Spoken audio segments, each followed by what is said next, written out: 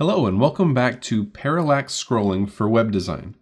In this video, we're going to talk about what parallax scrolling is, and then I'll show you a few online examples to really illustrate the point. So when I think about describing parallax scrolling to someone who's never heard of it before, I usually think of driving down the road in Colorado, where you have a bunch of mountains off in the distance, maybe some hills a little closer to you, and then right up against the road you have some trees flying by. So as you're driving, you look back at the mountains, and you can see the mountains kind of seem to scroll along a little bit, but they're moving really slowly in the background. And then maybe these hills and mountains, smaller mountains that are a little bit closer to you, they seem to be moving a little bit quicker as we drive by. But then the trees that are right up against the edge of the road just seem to fly by as you drive through the beautiful scenery of Colorado.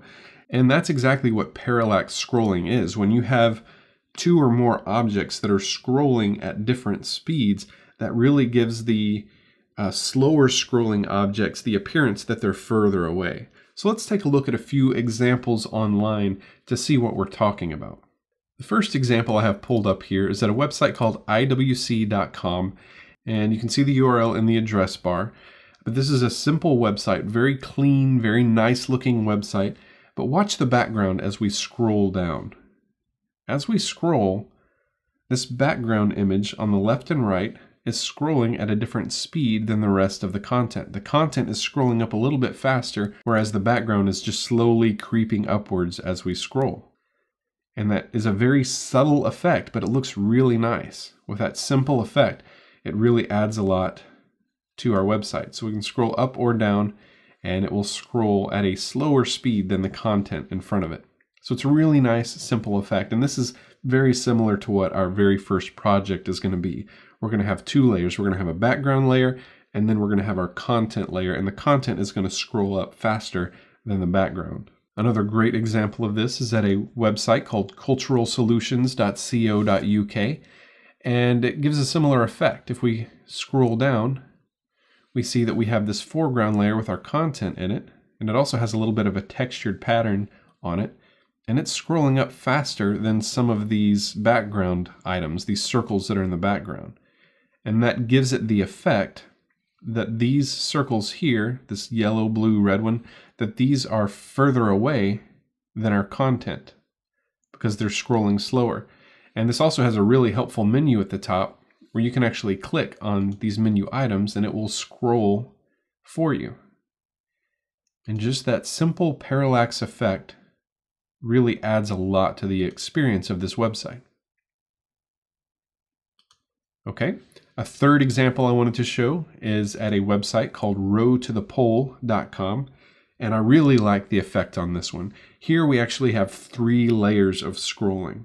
We have our foreground layer, which is scrolling like normal with the scroll bar, and then we have two background layers. We have a background layer that has the icebergs and the water around the icebergs. And as we scroll down, we can see that that's moving pretty slow. But above that, we have these cloud layers that are moving a little bit faster than the iceberg layers, but not as fast as the content. So again, we have three layers of scrolling here, which really gives it a very, very cool effect. And the second project that we'll be creating in the series is similar to this one. We're going to have three different scrolling speeds going on in our second project. And so the final example I want to show you is just an example of how far we can take this effect. If we go to a website called head2heart.us, we actually have an example of a side scrolling website. And you'll notice there are no scroll bars here. I can't scroll left and right. I can't scroll up and down. It's all done using these menu buttons. So down here at the very bottom, we can click on these different menu buttons to create that scrolling effect. Now we're not actually going to create anything like this. We're not going to do any side scrolling in this video course. However, I just wanted to show you what's possible. So again, you click on each one of these and we see things moving at different rates of speed. The content is moving at one speed. You'll notice the clouds at the bottom are moving at a different rate of speed. And this background texture is moving slower than everything else. So that's just another really neat example of parallax scrolling and what you're able to do with it in web design. So I hope this has given you a good idea of the kinds of things you can do with parallax scrolling. Again, this is going to rely heavily on the use of CSS and jQuery. So again, if you don't have any experience with CSS or jQuery, then I highly suggest you find some introductory material first before we move forward with these videos.